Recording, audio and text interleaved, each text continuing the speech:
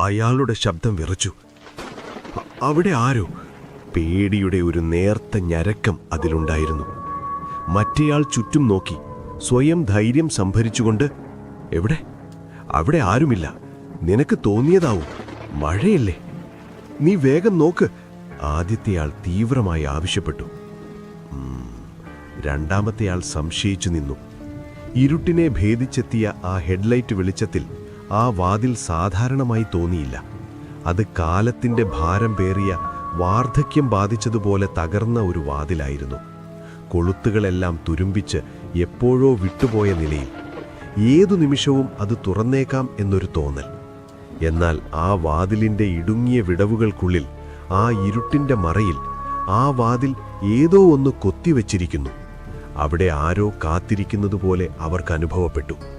വെളിച്ചം നേരിയ തോതിൽ അകത്തേക്ക് കടന്ന ആ വാതിലിൽ ഒരു വിചിത്രമായ രൂപം, വ്യക്തമല്ലാത്ത ഒരു അസ്തിത്വം, നിഴൽ ചിത്രം പോലെ ചലനമില്ലാതെ നിൽക്കുന്നത് അവരുടെ ശ്രദ്ധയിൽപ്പെട്ടു.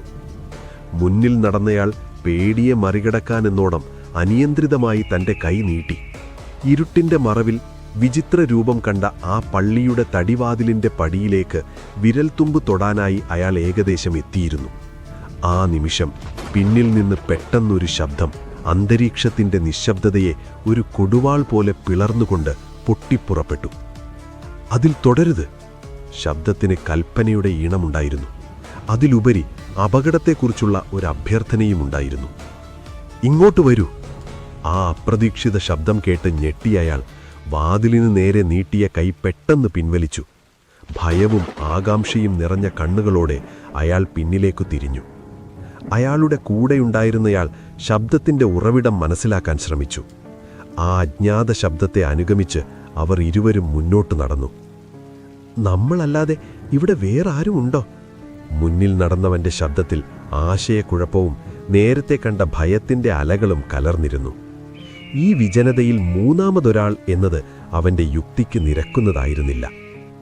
നിനക്കൊന്ന് തോന്നുന്നതാണ്. പിന്നിലുള്ളയാൾ ശാന്തത നടിച്ചു.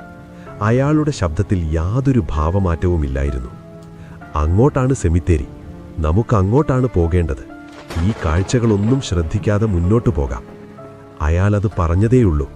ഇരുവശങ്ങളിലെയും ഇരുണ്ട മരങ്ങൾക്കിടയിൽ നിന്നോ മഴ നനഞ്ഞ ചെളിയിൽ നിന്നോ ഇതെവിടെ നിന്ന് വന്നു എന്നുപോലും അറിയാനാവാത്ത വിധം ആരോ ഓടുന്ന ശബ്ദങ്ങൾ കേട്ടു തുടങ്ങി. ചാറ്റൽ മഴയും പുകമഞ്ഞും ഇടകലർന്ന ആ അന്തരീക്ഷത്തിൽ ആരോ ഭയന്നു പാഞ്ഞോടുന്നതുപോലെ ഒരു തോന്നൽ. കാലുകൾ തറയിൽ ഉറയ്ക്കാതെ ഓടുന്ന ശബ്ദം. ഒന്നിലധികം പേരുണ്ടോ?